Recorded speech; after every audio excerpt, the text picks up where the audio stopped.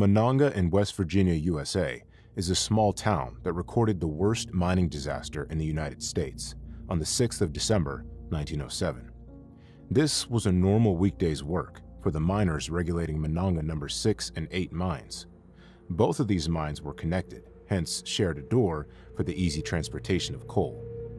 They strolled along the bank of the West Fork River, which passed through town, before trudging down steep entrances into darkness, illuminated only by their miners' torches. Monongah's mines were among the most productive in West Virginia, with these two in particular producing 2,500 tons of coal each day. Both were managed by the Fairmont Coal Company, one of the world's largest mining companies. But in the morning, at about 10:30, there was a violent blast that shook the surface of the earth. The explosion itself was rather strong. One could feel it even miles away, and needless to say, people who were in the building right when it happened panicked and fell into a frenzy, realizing something terrible had happened. The Norfolk and Western Railway was established in 1883, providing access to the mostly unexplored coal fields of southern West Virginia. New settlements sprouted up in the region almost overnight, as European immigrants and African Americans from the South flocked to southern West Virginia in search of a living from the new industry. By the late 19th century, West Virginia, now a national coal production leader, had fallen well behind other major coal-producing states in terms of mining regulations. In addition to bad economic conditions, West Virginia has the highest mine-related fatality rate of any state. Monongah mines, as other coal mines in West Virginia, went down to several hundred feet and were substantially complex, with numerous interconnecting tunnels and shafts. These mines were designed to extract coal deep into the ground. This required complex tunnel-like structures to be established, and these could be fatal and complicated in case of an explosion or a collapse. The No. 6 and No. 8 mines in Monongah were slope mines, which involved digging slanted tunnels into the exterior rock to reach the subterranean coal. This sort of mine frequently begins near the bottom of valleys, where coal is closer to the surface, a basic fact of topography that does not always equate to safe for mining. Just before 10:30 a.m. on that unfortunate day, miner J.H. Leonard was watching 19 mine cars being dragged by wire rope from the No. 6 mine. Approximately 38 tons of coal were on board. An iron coupling pin broke, propelling all 19 vehicles rearward. Moments later, the mouth of No. 8, its companion mine, was on fire. Although the exact cause of the explosion was never discovered, some theorized that the explosion was the result of methane coming into contact with the naked flame, which in turn ignited the coal dust which was present in the mine. The explosion that occurred was so powerful that it sent debris flying out of the mine entrance. As a consequence, it damaged the mine's ventilation chambers and caused many tunnels to fall. With the ventilation impaired, with dangerous levels of carbon monoxide, hazardous gases within the underground passages began quickly accumulating. The 10-ton, 30-foot-tall fan outside the entrance of the No. 8 mine had been blasted free from its concrete moorings by the explosion. That meant there was no way to provide fresh air to any of the trapped miners, and there was no method to remove dangerous fumes from the mine. The miners were trapped deep within the Earth's surface, with little to no chance of escape. Near the entrance of No. 6, they discovered the destroyed mining vehicles around 300 feet down. They also discovered that every last canary had died, indicating that a toxic combination of coal dust and methane was still present in the air.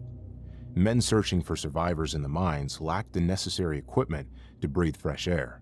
The United States did not permit the use of respirators for mining until 1919.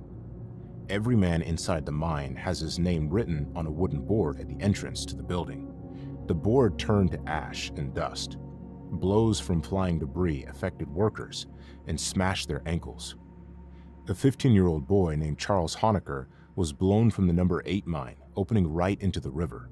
The Consolidation Coal Company shut down all their operations and evacuated all the mines that weekend and sent 20,000 miners to apparently rescue some trapped miners, but it was already too late. Search and rescue efforts were performed immediately after the occurrence of the disaster. However, they were conducted in conditions of great danger. Heat, thick smoke produced by burning coal, gases such as carbon monoxide and hydrogen, and the chaos which ensued as a result of the explosion ensured that the miners remained locked up for several days. The complex structure was a challenge towards the rescue effort, and many casualties took place during the Monongah mining accident. Due to a lack of qualified on-site rescue experts, rescue operations were slow-paced and mostly comprised of other miners from the surrounding districts. However, few expected anybody would live due to the obstruction of the air shafts. However, the level of destruction could not be concealed any longer as days went by, though the rescue groups showed great acts of heroism and determination. Unfortunately, the Monongah mining disaster killed 362 miners, which left behind families that were torn apart and a community crushed. The volunteer rescuers found corpses. One person was holding a pencil and paper. Another, in the middle of dinner, was still holding a spoon. Another was discovered with the handkerchief in his right hand, suggesting that he was attempting to cover up his mouth and nose. Other victims were discovered torn open, ruptured by the power of the explosion. The death toll in Monongah, along with the tragedy, prompted the mining business to rectify its status. This occurrence occurred as a result of a lack of adequate infrastructure, such as water, to reduce coal dust in the air. The occurrence exposed the need for the development of effective and stricter safety measures, as well as a favorable miner environment. The management of the calamity led to the creation in 1910 of the U.S. Congress Bureau of Mines in order to be engaged in research and disseminations of safer mining techniques. This was an important step towards improving mine safety and avoiding other disastrous accidents in the future. This incident left a profound impact on the local community. The Monongah neighborhood was radically changed in a single strike. Out of 30 houses on one street, 27 had no male remaining in them. A number of these miners were Italians who had migrated to the area, and the loss of their lives affected their families as well as the life in the town. Tributes were built to pay respect to the deceased, and this has been followed by a regular reminder of that fatal day as a way of upholding the challenges of overcoming miners. Despite the loss of almost 300 individuals, government safety safeguards were not enacted until 1969, when another mine explosion killed 78 more lives. Following the explosion at Monongah, 3 additional large mine catastrophes followed, forcing the final month of 1907 to be termed Black December. In total, 3,241 American miners were murdered on the job that year, the most in a single year in the country's history.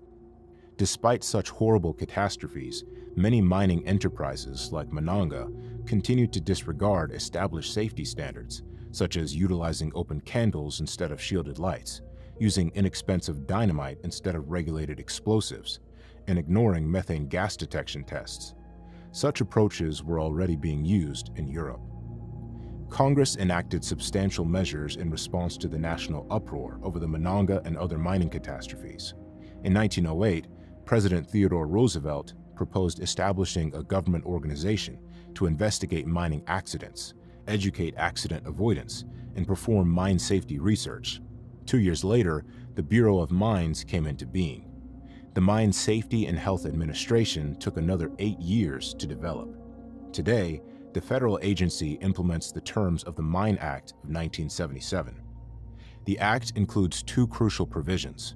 Underground mines must undergo 4 safety inspections per year, and mine rescue teams must be available for all underground mines, requirements that may have saved lives at Monongah. Although coal mining is sometimes considered a relic of the past, it has been the backbone of American energy for far longer than most people realize, and it continues to contribute significantly to the country's economic strength today. Demand for coal increased in the 1950s and 1960s, when thriving American communities sought a dependable, low-cost fuel supply and increasingly turned to electricity. From the late 70s to the first decade of this century, coal provided more than half of all electric power in the United States. In reality, only 15 years ago, American coal mining peaked at 1.2 billion tons per year. However, despite being the initial important laborers, coal miners were frequently mistreated. For most of the industry's history, safety concerns were neglected. These circumstances, among others, contributed to disasters such as the fatal mine explosion at Monongah. Few could have predicted the magnitude of the disaster at Consolidation's No. 6 and No. 8 mines. The history of West Virginia is inextricably related to the history of coal. In 1883, over 5,000 miners extracted more than 3 million tons of coal from the earth per year. By 1907, about 44,000 miners worked the coal fields of West Virginia, extracting more than 44 million tons per year. A mine's air is merciless. In addition to naturally existing methane gas, small particles of coal dust collect merely by mining, and according to rakes, the dust poses just as big of a safety danger as methane. Miners brought caged canaries with them to monitor for dangerous air gas accumulation. If the bird died, miners knew they needed to leave immediately. Coal mining remains a risky career. Coal dust is also explosive when suspended in the air. It combines with oxygen within the confines of a mine. All that is required for it to burn is an ignition source.